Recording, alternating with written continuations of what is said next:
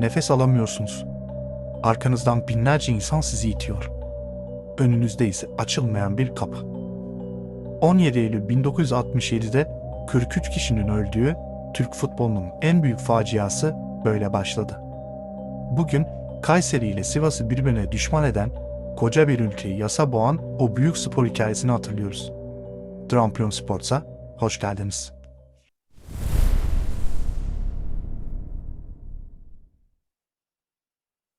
Bu tür gerçek spor hikayelerini seviyorsanız ve henüz abone değilseniz aramıza katılabilirsiniz. Videoyu beğenmeniz de bu hikayenin daha fazla kişiye ulaşmasına büyük katkı sağlayacak. Şimdi ise her şeyin başladığı o güne dönüyoruz. 17 Eylül 1967 Pazar günü. Kayseri Atatürk Stadı'nda saatler 16'yı gösterdiğinde tribünleri dolduran yaklaşık 21 bin insan sadece bir futbol maçı izlemek istiyordu.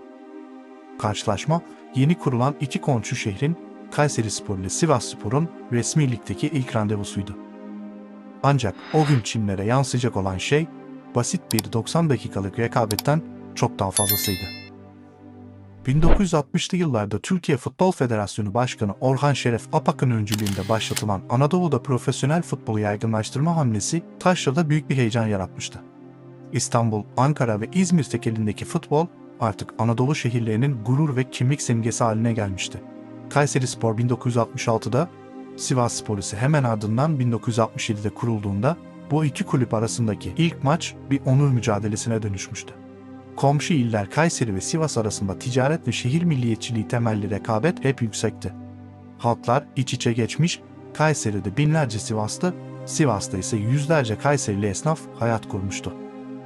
Ancak futbol, bu bağı birleştirici bir unsur kılmak yerine aradaki gerginliği körükledi. Maçtan saatler önce Sivas'tan yola çıkan 5000'e yakın taraftar, 40 otobüs, 20 minibüs, özel bir tren ve yüzlerce otomobilden oluşan dev konvoyla Kayseri'ye akın etti. O dönemin şartlarında deplasman güvenliği bugünkü gibi organize edilmediği için taraftarlar doğrudan Kayseri merkezine girdi. Güvenlik koridorlarının olmaması, sokaklardaki sürtüşmeler ve Sivaslılar Kayseri'yi basmaya geldi şeklindeki asparagas haberler. Maç saati gelmeden ortalığı iyice germişti. Stat kapılarına dayanıldığında tehlike sinyalleri çoktan çalmaya başlamıştı. Yetersiz polis ve jandarma gücü, tribünleri ayıran ince tel örgüler ve devasa kalabalığı kaldırmaktan uzak, içeriye doğru açılan o ölümcül demir kapılar sessizce felaketi bekliyordu. Maçın ilk 20 dakikası temkinli bir tempoda geçerken, tribünlerdeki tansiyon asıl patlama noktasını, yani 20. dakikayı buldu. Kayserisporlu Oktay Aktan'ın attığı golle ev sahibi 1-0 öne geçti. Kayseri tribünlerinde büyük bir coşku patlarken deplasman tribünlerinde sinirler tamamen gerildi. Golün hemen ardından Sivas tribünlerinden taşlar fırlatılmaya başlandı. Hazırlıksız yakalanan Kayseri taraftarları da yerden ve betonlardan kopardıkları taşlarla karşılık verince stadyum bir anda savaş alanına döndü. Çoğu insan bunun kısa süreli bir taşkınlık olacağını sandı. Ancak öfke saniyeler içinde bütün tribüne yayıldı.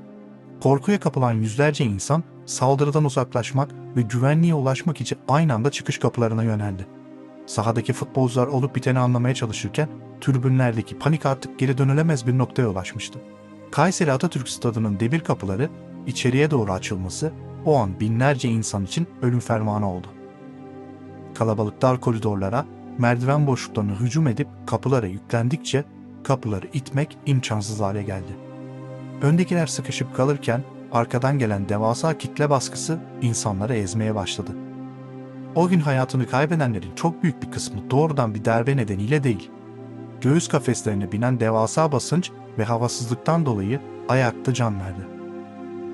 Güvenlik güçlerinin paniği durdurmak için havaya açtığı uyarı ateşleri ise ne yazık ki durumu daha da kötüleştirdi. Stadyumun yankılı koridorlarında patlayan silah sesleri kitlede silahla ateş ediyorlar, katlediliyoruz algısı yaratarak paniği katladı. Saha içindeki oyuncular ve görevliler tribünlere doğru koştuğunda artık çok geçti.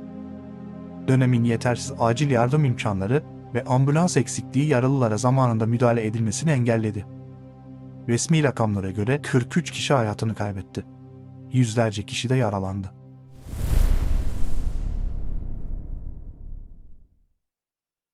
Stadyumdaki dehşet dalgası kapıların dışına taştığında öfke Kayseri caddelerini kısa sürede teslim aldı. Çıkışları zor da olsa aşabilen taraftarlar şehir merkezinde Sivas plakalı ne kadar araç bulduysa ters çevirip ateşe verdi. Güvenlik birimleri bu kontrolsüz öfke selini durdurmakta aciz kalırken asıl büyük kopuş haber dalgasının Sivas'a ulaşmasıyla yaşandı. İletişimin ilkel olduğu o yıllarda anlatılanlar yerini zehirli bir yalana bıraktı. Kayseriler kapıları kilitledi, Sivaslıları içeride katlediyorlar. Bu infial yaratan asılsız iddia Sivas sokaklarında adeta bir barut fıçısını ateşledi. Öfkeyle dolup taşan kalabalıklar sokağa dökülerek olaylarla uzaktan yakından ilgisi bulunmayan Kayserili esnafın dükkanlarını hedef aldı. İş yerlerini yağmaladı, camlar indirildi. Vehamet Ankara'nın merkezine ulaştığında devletin zirvesi acil koduyla ayağa kalktı. Dönemin Başbakanı Süleyman Demirel, radyo mikrofonları aracılığıyla ulusa hitaben yapmak zorunda kaldığı konuşmada yaşananların bir daha asla tekrarlanmamasını dileyerek hükümetin duruma el koyduğunu duyurdu. Tüm yurtta müzik yayınları durdurulup yas havasına gerilirken polisin yetersiz kaldığı bu kentsel çatışmayı bastırmak için Türk Silahlı Kuvvetleri sahneye çağrıldı. Çevre illerden, özellikle Malatya'dan sevk edilen askeri birlikler iki şehre de indi. Sokağa çıkma yasakları ilan edildi ve caddelere tanklar sürüldü.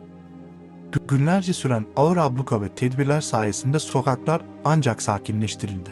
Fırtına dindiğinde geriye kalan bilanço, Türk futbolunun üzerine çekilen kara bir şeritti. Futbol Federasyonu benzeri görülmemiş disiplin kararları alarak Kayserispor ve Sivasspor'u uzun yıllar aynı lig havuzundan çıkardı. İki ekip, başkentteki tek bir zorunlu maç hariç tam çeyrek asır boyunca birbirlerinin yüzünü görmedi. Fikstürler bu acı düşmanlığı körüklememek için titizlikle ayarlandı. Stadyumların mühendislik hataları sorguya çekilerek kapıların dışarı açılması zorunlu hale getirildi.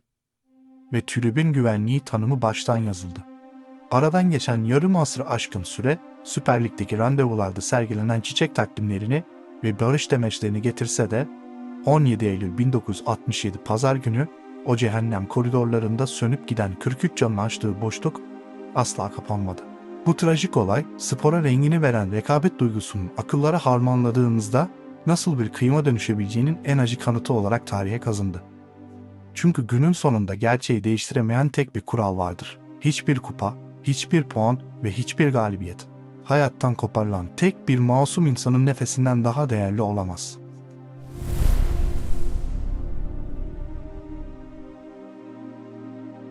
Bugün anlattığımız hikaye, Türk futbol tarihinin en acı sayfalarından biriydi. Hayatını kaybeden 43 vatandaşımızı bir kez daha saygı ve rahmetle anıyoruz. Eğer bu videonun daha fazla kişiye ulaşmasını istiyorsanız, videoyu beğenerek destek olabilir ve spor tarihinin unutulmuş hikayelerini tekrar hatırlamak için Rampion Sports kanalına abone olabilirsiniz. İzlediğiniz için teşekkür ederim. Bir sonraki hikayede görüşmek üzere. Hoşça kalın.